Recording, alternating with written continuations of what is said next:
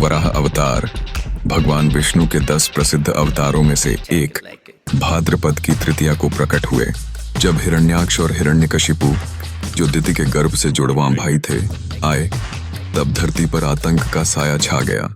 अपने असीम बल से वे चारों ओर विनाश और आतंक फैला रहे थे।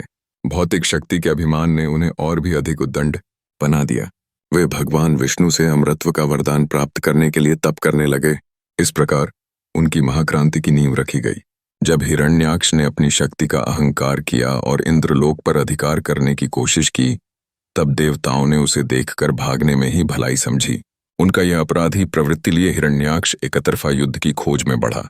उसके गर्व ने उसे ब्रह्मा जी की शक्ति दी, किंतु उसके मद में चूर हो जाने का परिणाम यह हुआ कि उसने तरह तरह के अन्याय करना शुरू कर दिया। जहां भी गया, पतन और महामारी का तांडव मचाया। जब हिरण्याक्ष ने विष्णु को चुनौती देने का निश्चय किया, तब वह रसातल में पहुंचा। वहां उसने भगवान विष्णु को देखा, जो एक वराह का रूप धरकर धरती को उठाए हुए थे।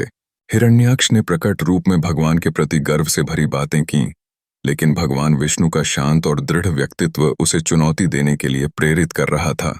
उन्होंने हिरण्याक्ष को शांति से कहा कि तुम बलवान हो, परंतु यहाँ केवल बात करने से कुछ नहीं होता। हिरण्याक्ष की रागिनी की ओर ध्यान खींचते हुए भगवान विष्णु ने उसे अवसर दिया। जब हिरण्याक्ष ने भगवान पर हमला किया, तब विष्णु ने सहजता से गदा को छीनकर उसे पराजित कर दिया। इस दृश्य ने सभी संसारों को दिखा दिया कि वास्तविक शक्ति का प्रदर्शन केवल अहंकार के साथ ही नहीं, बल्कि बुद्धिमता और संयम के साथ भी किया जाता है। भगवान विष्णु के हाथों से हिरण्याक्ष का विनाश इस बात का प्रमाण है कि विवेक और धर्म का पालन हमेशा विजय दिलाता है। इस अवतार के माध्यम से भगवान विष्णु ने यह सिखाया कि बल का प्रयोग न कि विनाश के लिए, बल्कि संरक्षित करने के लिए किया जाना चाहिए।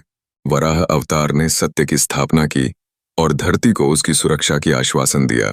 इससे न केवल धरती को अपितु संपूर्ण सृष्टि को भी एक नई दिशा मिली। इस प्रकार वराह अवतार की कथा एक अमिट स्मृति बनकर रह गई।